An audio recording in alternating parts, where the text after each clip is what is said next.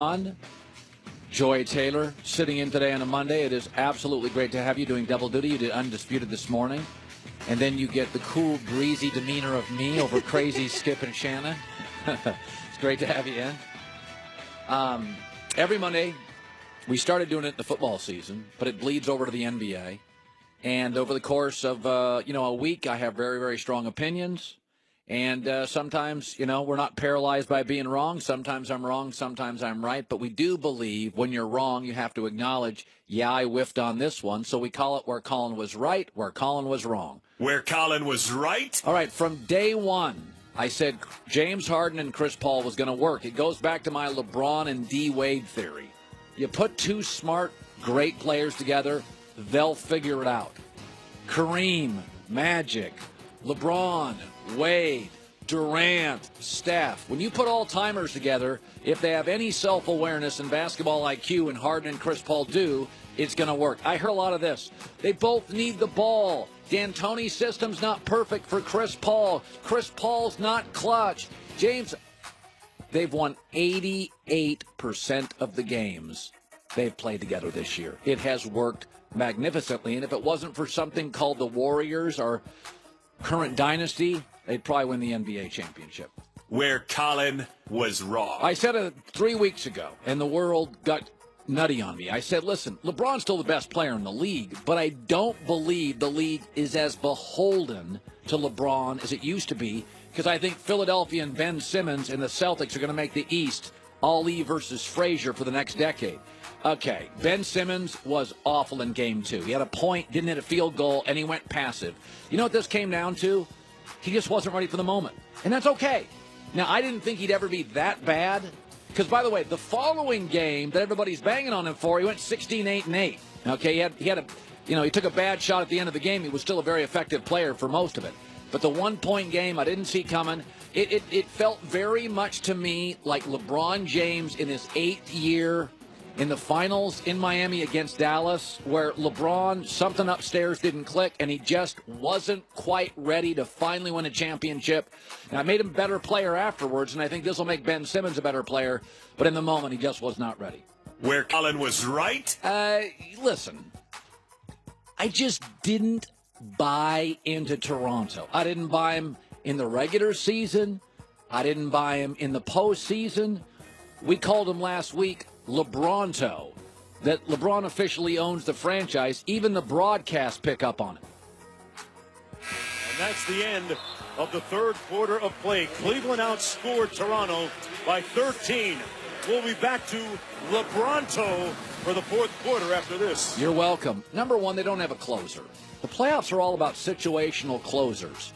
Kyle Lowry's their second-best player. I like Kyle Lowry. If he's your second-best player, you're not winning an NBA championship. You're not winning a conference championship. And I've always just felt like LeBron has a power over this franchise. I mean, it's embarrassing. He's won, 29 of the last 30 games in Cleveland against Toronto. He's won. He hit the game winner the other night. I just never bought into their depth and Dwayne Casey and Kyle Lowry. And once again, it's not Toronto, it's LeBronto. Where Colin was wrong. Now, I will say this. I said Thursday night, I don't bet the NBA. But I said if I did, I'd push all my chips in Game 2 to the Raptors. I mean, they got beaten Game 1. I'm like, they're not going to lose. Vegas even made them a 7-point favorite. I mean, when's the last time LeBron played Toronto and was a 7-point dog? So Vegas loved Toronto. And LeBron happened to play arguably the greatest game of his life. And so I'm sorry if you bet your mortgage and kids' education, but I whiffed on that Game 2 thing. Where Colin was right? Every time I say this, the internet implodes, but you can tell the story of the NBA without Kentucky basketball. You can't tell the story of the NBA without LeBron and without Kobe and without Duncan and without Duke basketball, without Michigan State where Magic Johnson went. And there are 30 current NBA players from Kentucky.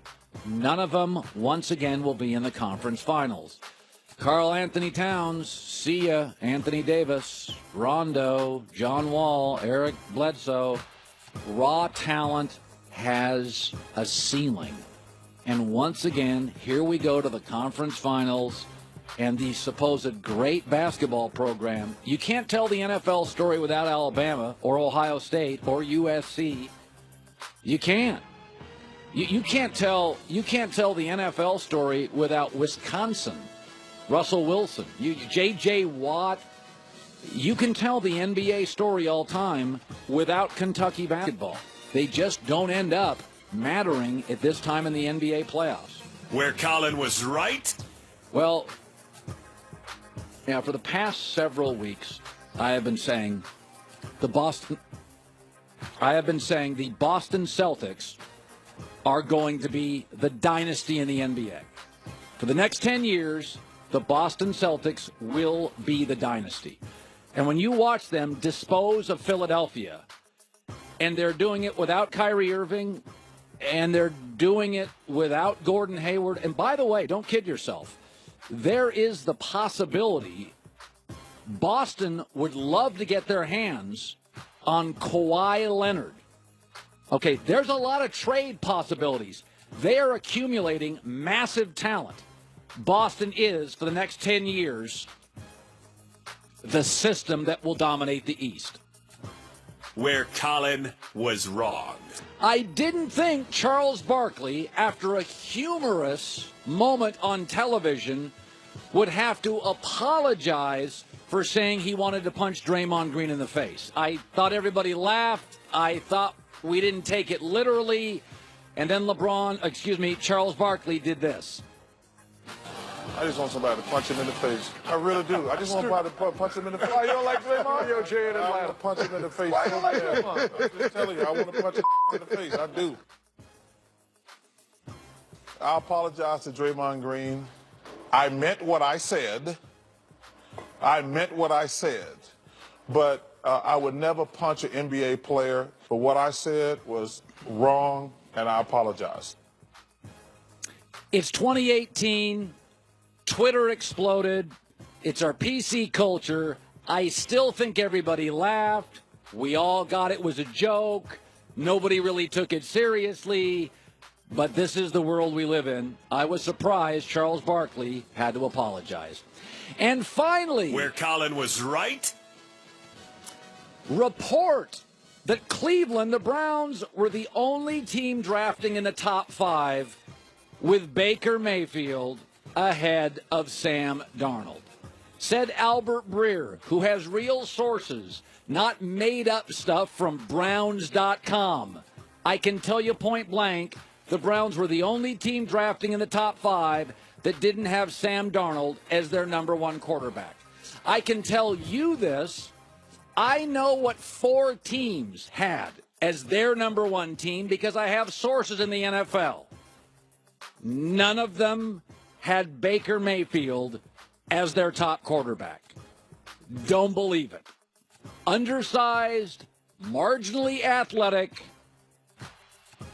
character, maturity issues. I'll say it again. He is Case Keenum. He is not Russell Wilson. And give Darnold time with the Jets. You may not see it in year 1.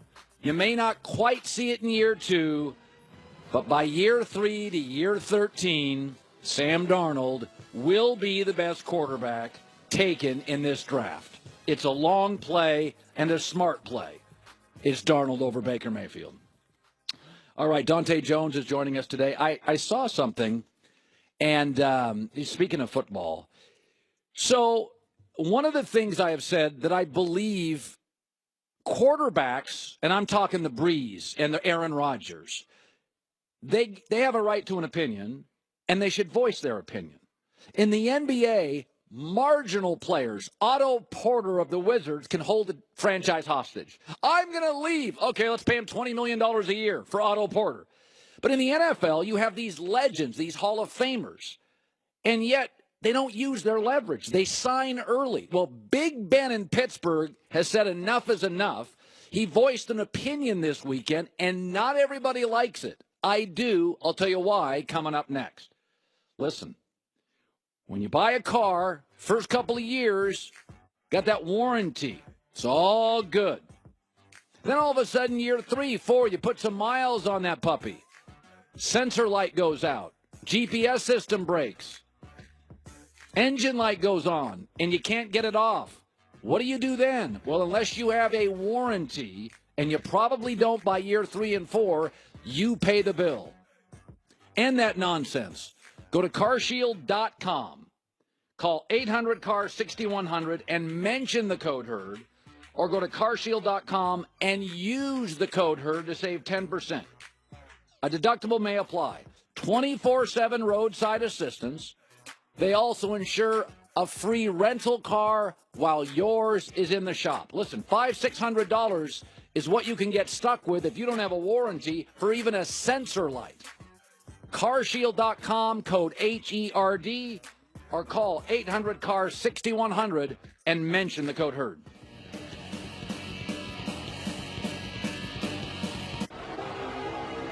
What doesn't kill you makes you strong.